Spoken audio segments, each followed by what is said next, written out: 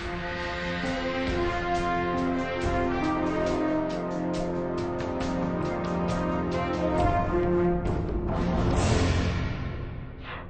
my name's Parker. My name's Luke. I'm Seamus. I'm Aaron. And we're gonna do our little podcast about the infamous crime, Murdaugh murder. the Murdaugh murders, and we're gonna talk about like the overview and all that stuff. First thing that comes up. So the Murdaugh family is a big lawyer family in South Carolina, and like a lot of like they were really like focused on in South Carolina, like they were the big guys. Anybody else wanna?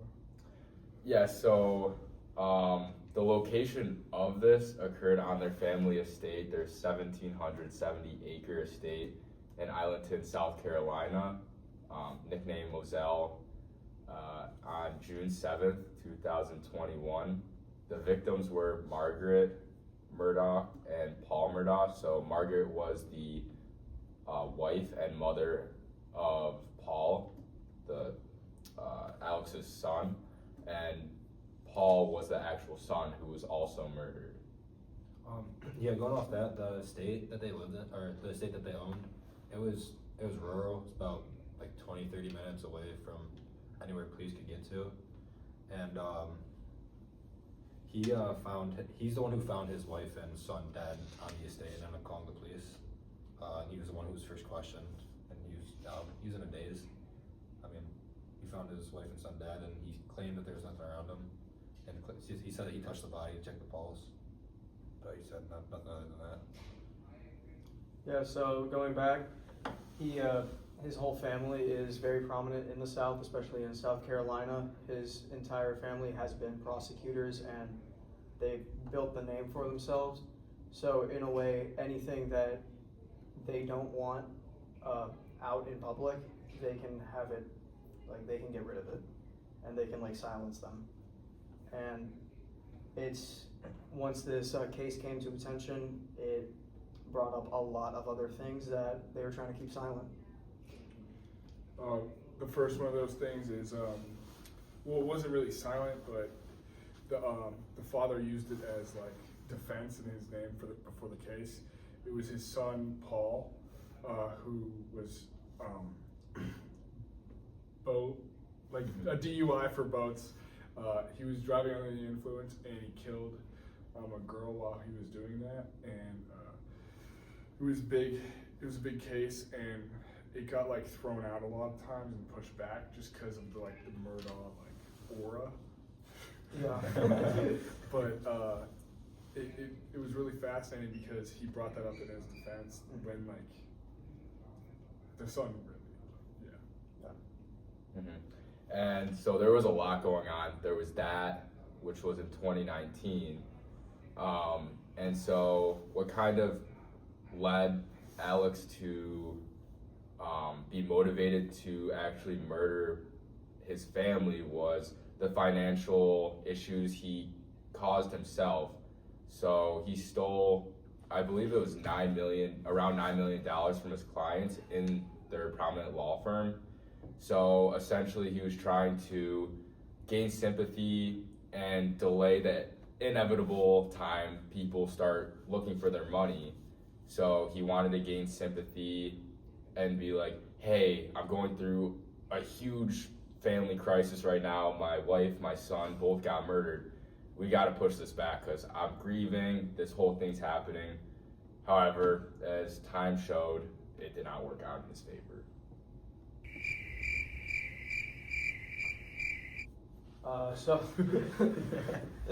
Going back to the whole boat case, so he was under the influence and 19 years old. He used his brother's ID in order to get the alcohol so that they could drink on the boat. And when the police came to talk to the other teenagers that were on the boat, the girl, her name was Mallory Beach, she was 19, and her boyfriend was actually screaming at Paul and like the police, and in the recording he basically just said, that's Murdaugh's son, and good luck getting anything out of him. Yeah. I'm pretty sure he got jumped like by that guy like a couple times. Yeah, It was, like, because an assault charge, when I'm they pretty were sure. when he was like in a daze talking to the police after like he discovered his wife and kid, he was like, yeah, my son's been jumped a few times because of stuff that happened like months back. Yeah. And then like talking about like the direct case too. So Maggie and Paul were shot with two different guns. I'm pretty sure one was a rifle and one was a shotgun. Yeah. And I really find that fascinating because like he gave his GPS to the like officers and everything and all that and his story and everything. He stuck to his story. But what came up later in the case was that they heard this sound. They heard him on the thing at the dog place, right? The cat. Yeah. And that placed them there around their death time. Yeah. And that was a big lead for the case. Yeah, because he was claiming he was visiting his mother, right? He said she was sick. Well, they watched the GPS too, and he paused in his mother's driveway. And his excuse was he lost his phone in between the seats, which is like, we do that all the time, but still. Like, Yeah. I feel like another fact too relating to the weapons used. The shotgun was 12 gauge, and Alex is known to be a hunter, so he understands weapon systems. He understands the rifle, the shotgun. But a huge thing that was brought up during the court case itself was that the weapon was found with 16 gauge shotgun shells, which, if you think about it from a logical perspective, a hunter should be able to, an avid hunter should be able to kind of understand that, 16 gauge shell shouldn't be put into a 12 gauge shotgun. So that was a huge thing that the jury and all the parties had to consider as well. Yeah, and a lot of things that came up after is that Murdaugh had a 20-year drug addiction to Oxycontin and just other painkillers, and it would eventually come out that during the time he was talking to police, he was most likely under the influence. Another like big push for the crime too was the gunshot residue on the jacket found in his mother's place that he probably left there after doing what he did, which I just thought that was a good thing to bring up too. Another good thing to bring up is how the maid, Gloria, she like worked for them for like, I'm pretty sure like 20 to 30 years. Yeah, And she it was was there like, for a while. yeah, it was like a good connection, and like what he did was like she died from like, Yeah, she like tripped and It was fell. very Yeah. mysterious. it was really odd, but like I guess during the autopsy or something there was a lot of blunt force trauma, and so he said to her family that they could get insurance money. He offered the insurance money, and then he kind of like psyched on them. Like they applied for it from the insurance, and he took the money for himself. Which, yeah, and I'm pretty sure they didn't they first get him for financial crimes before this? They did, I'm pretty sure, Yeah. and that's why he eventually killed him.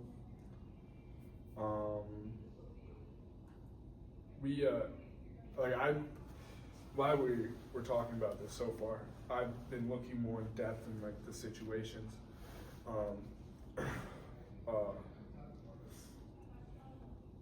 I guess they tried to use his like opioid addiction like as a big like defense, and he I guess he admitted like using up to like $50,000 worth of opioids per week, which is like crazy. But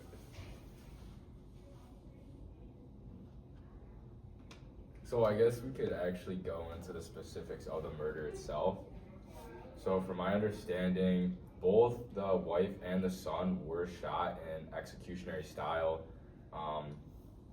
I don't know whose words it was. Maybe it was just the people in the podcast, but they described the son as like a watermelon that was just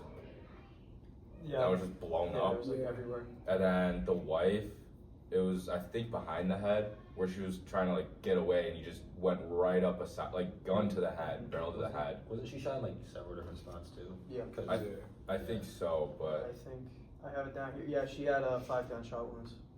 so, but essentially both of them were shot very.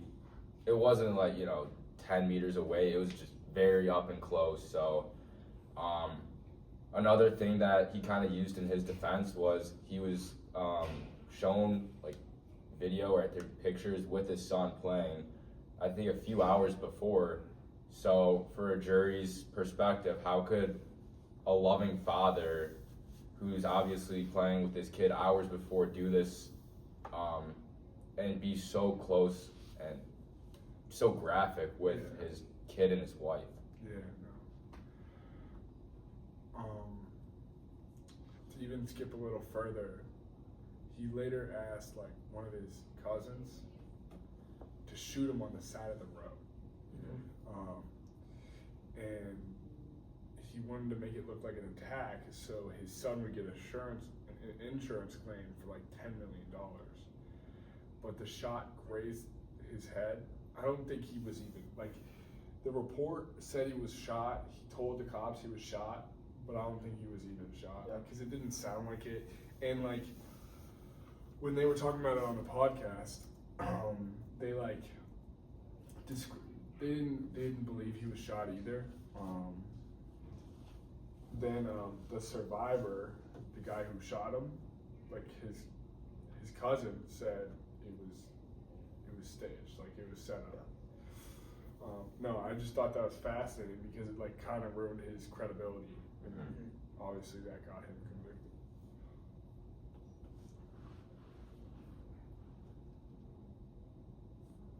Yeah, so I guess kind of filling in that blank area, he did have another son, so Buster, that's the one who survived.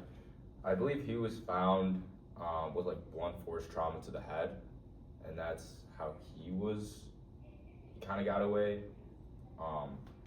But yeah, he essentially, like Parker said, he tried to stage a roadside shooting on himself, Alex, so that the money wouldn't just be frozen, it would be able to stay in the family and go to Buster. Yeah, and another kind of roadside incident was a guy named Stephen Smith, and this happened in 2015, and he was discovered dead on the side of the road, and police thought it was a hit and run. But during the autopsy, when they were looking at him, they saw that he was hit in a way that it wasn't from a car because there was no like glass or paint or anything from a car on him. So the investigator was like, is there a way that he was hit with a baseball bat instead? And they kept looking through it, and eventually it came to the conclusion that he was hit with a baseball bat from a moving car because he was hit so hard. And it's been like a conspiracy theory that he was in a relationship with Buster, so a lot of people were like, maybe they wanted to keep it hush-hush or something and killed him. But eventually, instead of it being an accident, it was ruled a homicide in 2023.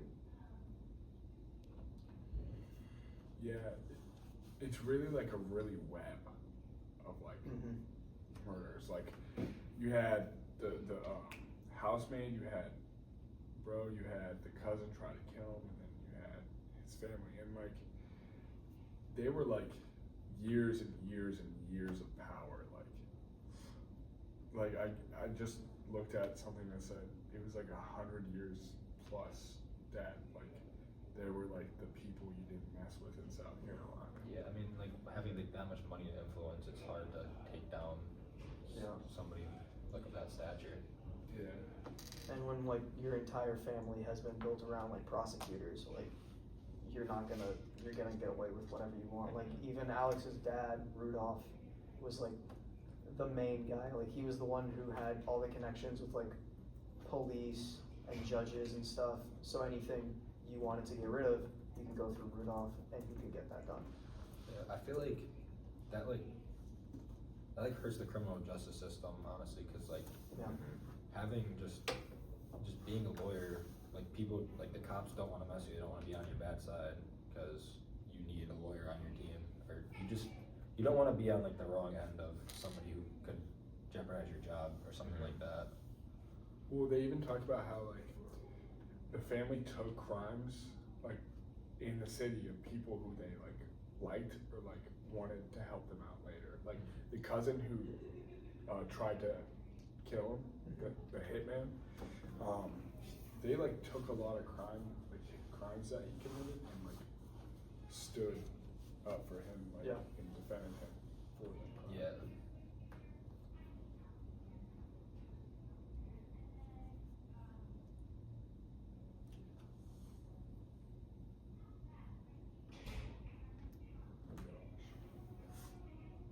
So I'm looking at more of the details of the like actual like the night that it happened.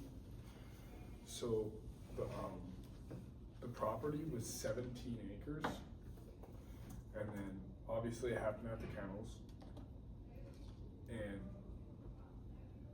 it talks about the video that was taken. And like, I don't know, never mind. How does he not think about that? Also, what was weird is, did you hear about how Maggie's phone was like moved off of her? I thought that was the son. No, the son was moved on top of him.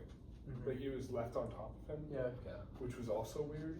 So I mean, low key, I bet he probably tried to get into his son's phone and delete the video, Yeah. but then failed because he probably didn't know the son passed. Yeah. Yeah.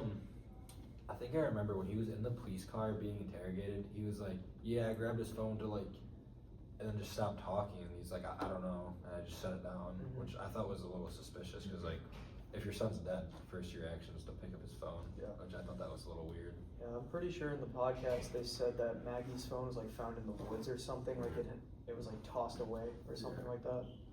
Which also was weird too is like, when investigators usually go in and there's like no signs of struggles, because that's what they described. You know it's somebody that they know, like you know it is, because they would let them in, they wouldn't defend themselves. Right. Yeah, well, it was on the it was in the driveway, Yeah. which is like, that's a bit odd, because like I feel if a random person came up to me in the driveway. Yeah. Especially because they have like all these weapons in their house too. Like they have ways to defend themselves, so it's not like Yeah, like being an avid hunter, I would feel safer if I went to grab my gun. absolutely. And probably a reason why police didn't maybe not believe him at first is because it takes the police 20 minutes with like sirens and speeding to get to their house. So in that time, he could stage a story like very easily. And it was him who called too. So Yeah. this is like on his time. He could have called whenever. Yeah. So obviously they can do the forensics and check the actual date of death or time of death. But yeah, I mean, there's a lot that could have been done between the time that he called, the time that the law enforcement actually got there. So there's a lot of gray area when you're looking in the prosecutor's perspective. And another huge thing that was brought up in the podcast was there wasn't a lot of control over the crime scene. Like law enforcement officers were stepping all over the place, so the footprints were all messed up. So that really made it a lot harder too to look at the facts straight on as they were, just because there was a lot of factors that could have messed up and altered the crime scene. Yeah, I know he said the bodies were both moved. He said it was to check their pulse, but I feel like that's If like, you see your like son, there's a bullet hole. Yeah, they said like In his the brains head. are splattered all over the ground. I don't think he's gonna have a pulse. Yeah, that's like a little suspicious to Yeah. me. well, like even I actually like the theory that they did have, which was with the go-kart, and how he used the go-kart and left his phone at his mom's and drove back with the go-kart and did it. because that's really well thinking. Yeah. I also, but the part I didn't like about the prosecution's like theory was like, I don't like how they thought he was like, it was his spiraling from the opioid addiction and stuff like that. I don't know. I didn't like it.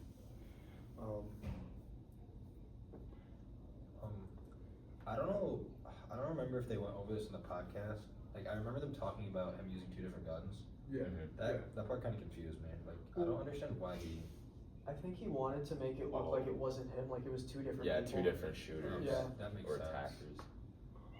But like, the bodies were like in 2 different spots. Like, they weren't close together. Yeah. So I feel like if there's 2 people, like, they just shoot them at the same time. Yeah. Also, so there was a six-week trial, right? And the jury deliberated less than 3 hours. Yeah. Which is like insane. Yeah. Cause just like the documentary we just watched in class, the Central Park 5. yeah, that was distribution for like 6 days or something like that. So that's crazy. And wasn't the trial moved up because of like the notoriety of it? Yeah, probably. Mm-hmm. Yeah, it was like people are calling it like the trial of the century and stuff like that. Yeah. So I don't like how they do things. they say that a lot for like a lot of trials.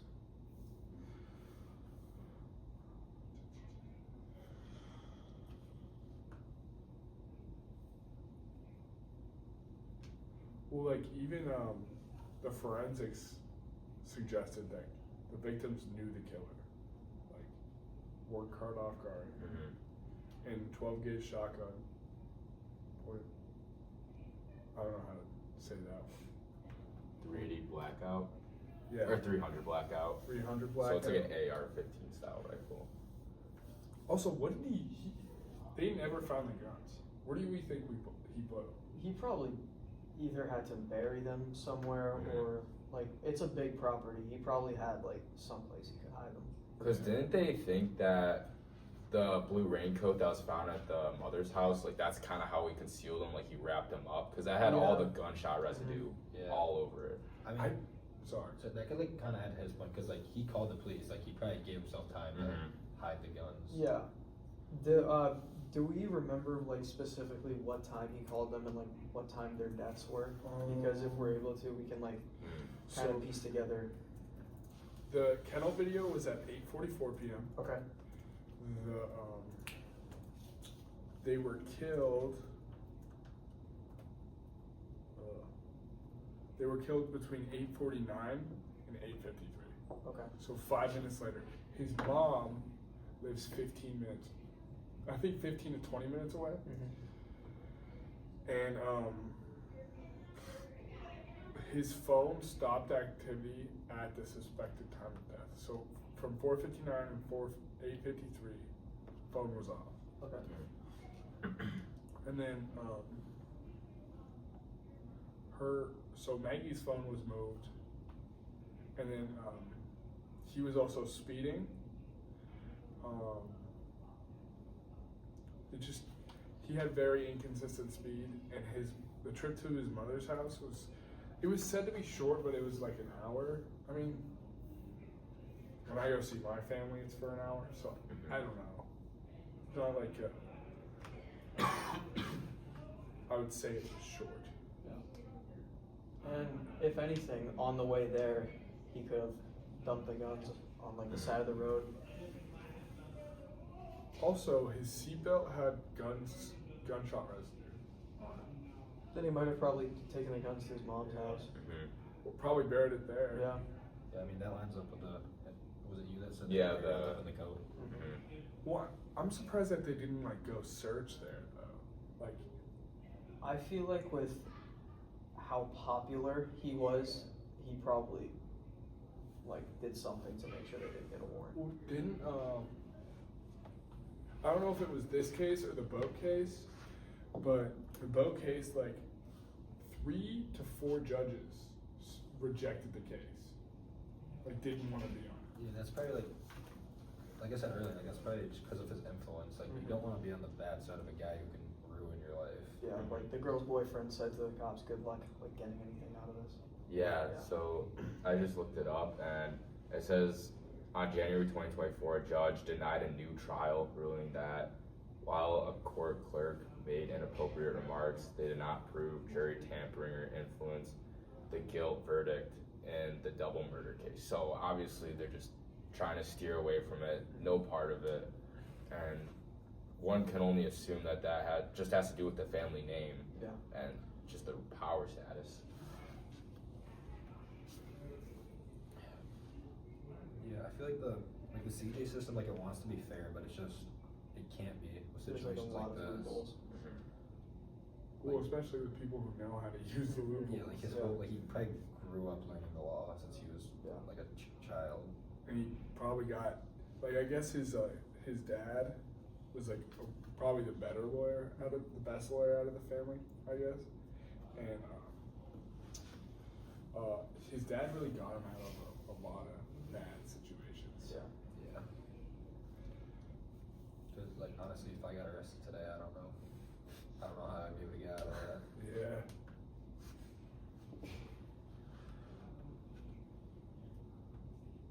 Yeah, and it says he was his own defense, so it doesn't even look like lawyers at the time wanted to even try and like help him defend, just because if you're on the bad side of this, you're not going to come out, but if you're trying to fight the Murdaughs and they end up winning, you're still not going to come out right. Yeah.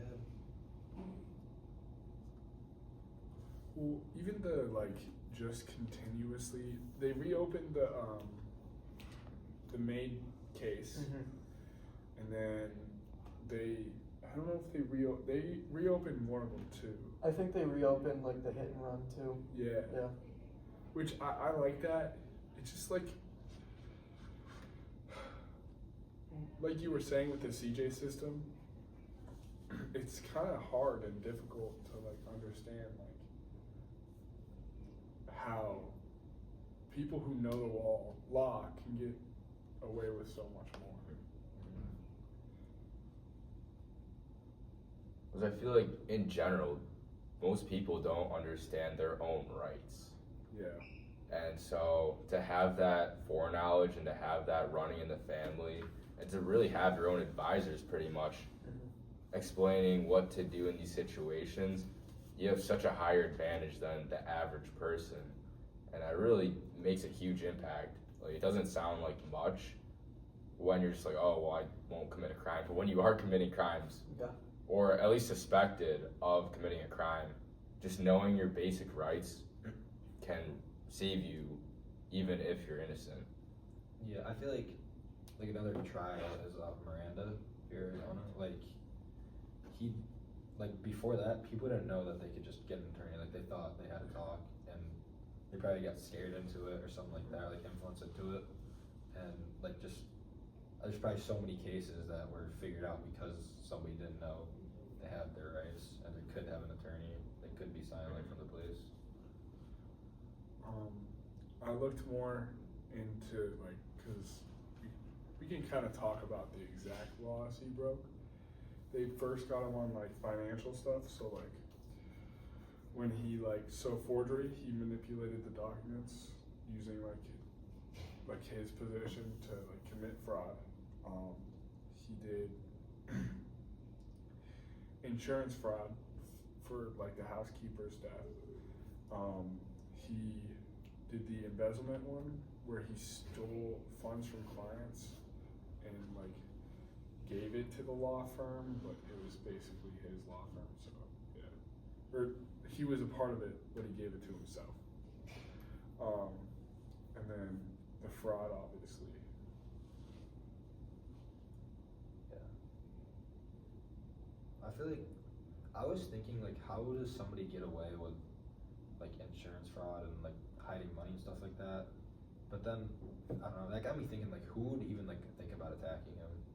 Yeah. Because I feel like having that much influence, you just know you can get away with just about anything.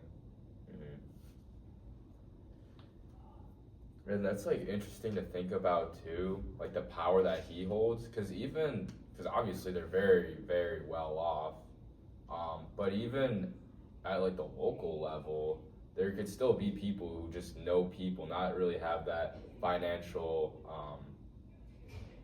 status, but like it happens a lot where it's just people know the judges, they know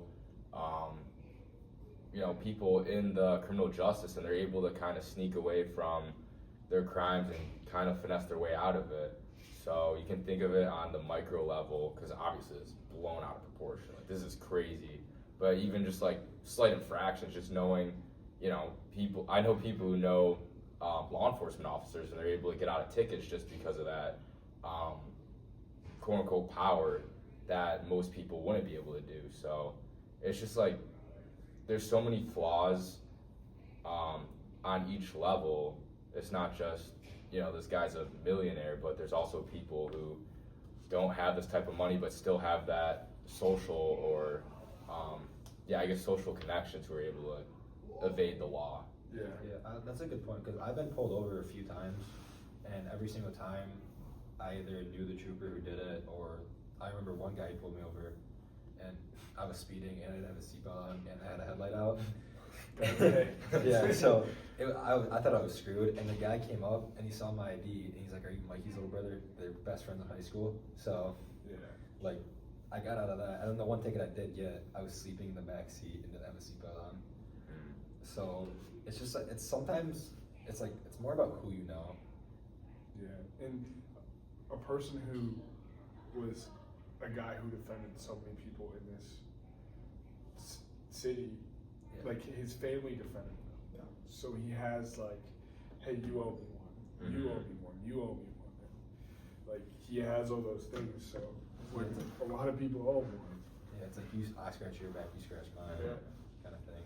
And it's like a lot of those people also probably would have a little bit of fear in that too, because he probably has a bunch of blackmail on them. Yeah. So he can get them on anything. Yeah, he knows like what things he's covering up for the trial. Exactly, yeah. And he knows how to take care of the problem if he has to. Yeah. I mean, he has before. But overall, I enjoyed the podcast. I liked listening to it. The case was pretty interesting. I don't like how they